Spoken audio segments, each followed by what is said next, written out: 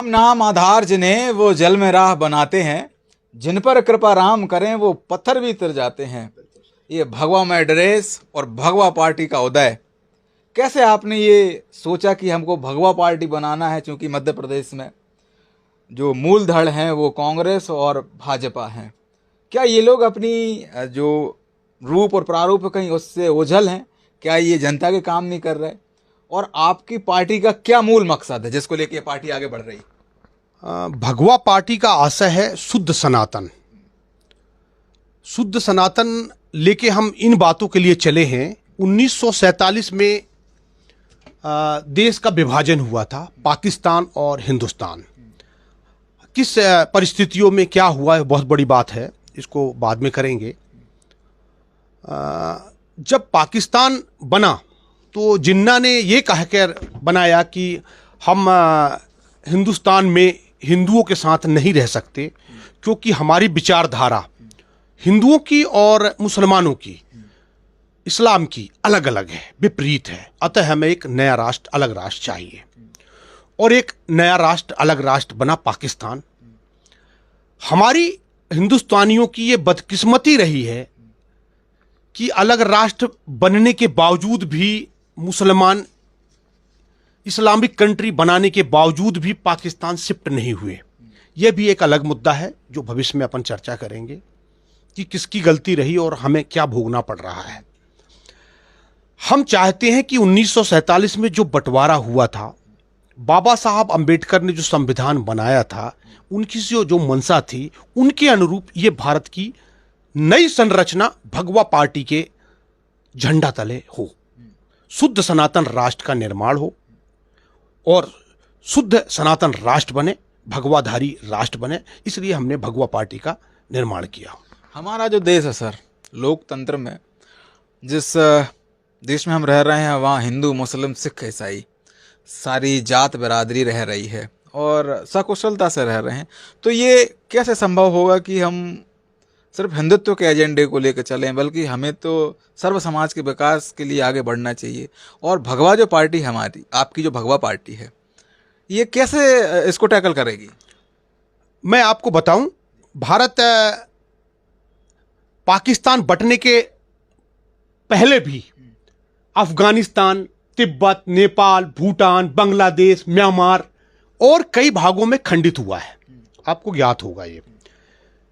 आज भारत में 200 से ऊपर तहसील, 9 राज्य से ऊपर जगह, 1500 से ऊपर तहसील और 200 से ऊपर जिले लगभग अल्पसंख्यक हो चुके हैं। और भारत की डेमोग्राफी या संरचना पूरी तरह बदल चुकी है। इस बात की कौन गारंटी लेता है कि भारत अब दोबारा टूटेगा नहीं, या भारत को आताताई तोड़ने की कोशिश नहीं करेंगे, या अन्य समुदाय के लोग तोड़ेंगे नहीं? यह आप बता सकते हैं, बोल सकते हैं क्या? नहीं, संभव नहीं है। आज का परिवेश बार बार टूटते टूटते नजर आ रहा है। आज ही देखिए आप, भारत के आसपास जितने भारत से टूटे हुए देश बने हैं, वहां कितना आताताई लोगों ने उपद्रव मचा रखा है। सरकार को जला देना, सरकार को मिटा देना, सरकार की सभ्यता संस्कृति को खत्म कर देना पूरी तरह से। इन सब चीजों से बचने के लिए अब भारत को सनातन हिंदू राष्ट्र बनाना ही होगा। सर, आप जिस हिंदू राष्ट्र की बात कर रहे हैं, हिंदू राष्ट्र में गौ माता एक प्रमुख हम देखते हैं, जिसमें 33 कोटि देवताओं का वास होता है। सरकार, जब हम चुनाव के दौर में रहते हैं तो उनकी संरक्षण और कई सारी सुरक्षा के वादे किए जाते हैं, और जब सरकार बनती है उसके बाद में क्या होता है ये आपके और हमारे समक्ष है। तो जब हम गौ माता का संरक्षण नहीं कर पा रहे तो हिंदू राष्ट्र की कल्पना कैसे हो सकती है? हाँ, बहुत अच्छा प्रश्न किया आपने। जब इंदिरा गांधी थी, करपात्री महाराज इंदिरा गांधी को प्रधानमंत्री बनने का आशीर्वाद दिया था। करपात्री महाराज के पास इंदिरा गांधी प्रधानमंत्री के बनने के पहले आशीर्वाद लिया था। करपात्री महाराज जी ने पार्लियामेंट में ये वादे याद दिलाने के लिए कि गौ माता को राष्ट्र माता का, गौ माता का दर्जा दिलाएंगे आप, ये वादा था आपका, इंदिरा गांधी जी का। पर ऐसा नहीं हुआ। उन्होंने पार्लियामेंट का घेराव किया, गाय और साधु गए। दुर्भाग्य से गाय माता को राष्ट्रमाता राष्ट्र दर्जा तो नहीं मिला, पर उन्हें सबको गोलियों से भूंज दिया गया। हमें वो याद है पल, हमें वो घटना दुर्घटना अभी भी दिमाग में है। हमने जो इतिहास में पढ़ा वो बार बार कुदरती है।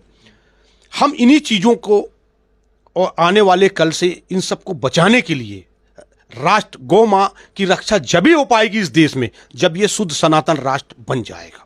इससे पहले मैं नहीं मानता संभव है कि आप कहते हैं कि सेकुलर देश है, सेकुलर में ये संभव नहीं है कि गौ माता बच सकेगी। आज तक बच सकती, 1947 से आज तक देश आज़ाद हुए कितना समय हुआ है, बार बार लड़ाई हर कोने में हर चौराहे में होती है, आज तक होती आई है। गौ माता आज भी सुरक्षित नहीं है और ये सरकारें कभी सुरक्षित नहीं कर पाएंगी, सिर्फ भगवा ही कर पाएगी। और जब भगवा की सरकार आएगी तो गौ माता की पूजा सिंहासन पे बिठाल के हुआ करेगी और लोग देखेंगे। सर, जिस लोकतंत्र में हम हैं, न्यायपालिका, कार्यपालिका, विधायिका और मीडिया, सर पूर्व दिनों हमने देखा कि मीडिया से गए कुछ प्रतिनिधि जो कि अपना काम करने गए थे, अपने दायित्व का निर्वहन करने के लिए गए थे, उन पर किसी वकील के द्वारा, किन्हीं वकीलों के द्वारा हमला कर दिया गया। कहाँ तक उचित है और इस चीज़ का विरोध भगवा पार्टी ने क्यों नहीं किया? नहीं, भगवा पार्टी का जन्म अभी 2 साल लगभग हुए हैं। पिछले विधानसभा चुनाव के 15 दिन पहले भगवा पार्टी का गठन हुआ था, इसकी मान्यता प्राप्त हुई थी। और मैं आपको बता दूं, जब से भगवा पार्टी का गठन हुआ है, कहीं ना कहीं किसी न किसी मुद्दे को लेके बराबर संघर्षशील है। आने वाले कल में वकीलों के लिए, पत्रकारों के लिए भी संघर्षशील रहेगी और उनको न्याय दिलाएगी, इससे आप निष्फिक्र रहें। सर, राजनीति का जो दौर है, हमने विधानसभा सत्र भी पूर्व में जो हुआ वो देखा। मंत्रियों ने, विधायकों ने अपनी पेंशन के लिए प्रस्ताव पास करवा लिए, अपनी सैलरियां बढ़वा ली, लेकिन जो पंचायती राज में काम करने वाले लोग हैं, सरपंच हैं, सचिव हैं, उनके लिए क्या वेतनमान दिया जाता है? शायद आपको ये ज्ञान होगा। उनके लिए आप क्या कहते हैं कि ये जो पेंशन पद्धति है, जो अलग अलग पेंशनें दी जा रही हैं, जिससे बहुत बड़ा फंड रिलीज किया जाता है, उसको कैसे देखते हैं आप? मैं आपको बताऊं, राजनेता अपने आप को समाज सेवी कहते हैं। क्या वो राजनेता जो सैलरी लेते हैं वो समाज सेवकी हो सकते हैं? नहीं, मेरी दृष्टि से कभी नहीं हो सकते। किसी भी राजनेता को सैलरी, तनख्वाह नहीं मिलनी चाहिए। उसे गुजारा भत्ता मिल सकता है, जीवन यापन करने के लिए सुविधाएं थोड़ी बहुत मिल सकती हैं, यह संभव है। पर यदि वो सैलरी पेड है तो वो भी तो राजनेता कर्मचारी की तरह हो गया है। एक राजनेता 5 चुनाव लड़ता है और 5 पेंशन लेता है, ये कहां का न्याय है? आज तो सरकारी कर्मचारियों का पेंशन बंद कर दिया गया है। जो 60 साल कंटिन्यू 50 साल नौकरी करता है उसको पेंशन बंद हो चुका है, पेंशन नहीं मिलता है। इन राजनेताओं के पेंशन बंद होना चाहिए। जब पेंशन बंद हो जाए और इनकी सैलरियां और सुविधाओं में यदि कटौती कर दी जाए तो इतना बड़ा बजट इकट्ठा होता है, उससे इस देश का विकास कई गुना हो सकता है और जो दीन दुखीन हैं, जो वाकई में इसके हकदार हैं, उन तक धनराशि पहुंच सकती है। सर, जैसा कि आपने बजट का कहा कि जो योजनाएं चल रही हैं, अभी जो लॉन्च हुई, लाडली बहना हो या अदर ऐसी योजनाएं जिनसे लोग लाभान्वित हो रहे हैं, सर अब जो लाडली बहना योजना है, इससे कहीं ना कहीं प्रदेश की आर्थिक स्थिति पे बोझ नहीं पड़ रहा क्या? हमारे भाई लोग हैं, हमारे कार्यकर्ता हैं, हमारी जनता है, हमारे भाई बहन हैं, ये समझ नहीं पाते हैं। अच्छा ये बताइए आप, किसी नेता ने अपनी सैलरी से किसी लाडली बहना को 2 रुपया दिया है क्या? कोई पार्टी, XYZ पार्टी, इतना बड़ा फंड है, 2 पार्टियां महान है, बीजेपी और कांग्रेस, इनके पास इतना बड़ा फंड है कि लाडली बहना नहीं, लाडली जीजा, लाडली भांजी, लाडली दामाद भी चला सकते हैं। हाँ, मगर ये अपने फंड से चलाएं, पार्टी फंड से खर्च करें। ये करोड़ों रुपए लोन लेते हैं, जनता को लोन में कुदाते हैं और पैसा बांटते हैं और चुनाव जीतते हैं। ये क्या उचित है? मगर जिस दिन जनता को यह बात समझ में आ जाएगी कि ये पैसा वो लोग जो फ्री में मिल रहा है वो टैक्स के रूप में वापस करते हैं, वो कई गुना ज्यादा, उस दिन से जनता इन सब पैसों का विरोध करने लगेगी और इस भारत का अच्छा विकास होने लगेगा। भगवा पार्टी, सर आप जो जनता में लेके जा रहे हैं, भगवा पार्टी का नाम और भगवा पार्टी को कैसे प्रतिस्थापित करेंगे? क्योंकि आपको बता दें कि 20-22 साल से भाजपा का राज है और भाजपा भी अपने आप को भगवामय मानती है, तो ये दोनों भगवा में कैसे बढ़ेंगे अपने अपने अलग अलग नाम को लेके? हाँ, बहुत अच्छा प्रश्न किया आपने। भाजपा भगवा कहती है और हम भगवा हैं, जमीन आसमान का फर्क हुआ है। मैं भी भाजपा पार्टी को ही वोट देता आया था अभी तक। हाँ। मेरी भी सोच थी, पर भाजपा में जब इस्लामिक कट्टरपंथी घुस गए तो भाजपा भाजपा नहीं रह गई, वह कांग्रेस जैसे ही हो गई। मगर भगवा भगवा ही रहेगी, शुद्ध सनातन रहेगी और शुद्ध सनातन राष्ट्र का निर्माण करेगी। इसलिए लोग इसमें ज्यादा जुड़ेंगे और पूरा भारत भगवामय होगा। सभी भारतवासी भगवा से ही जुड़ेंगे, ये मेरा वादा है आपसे।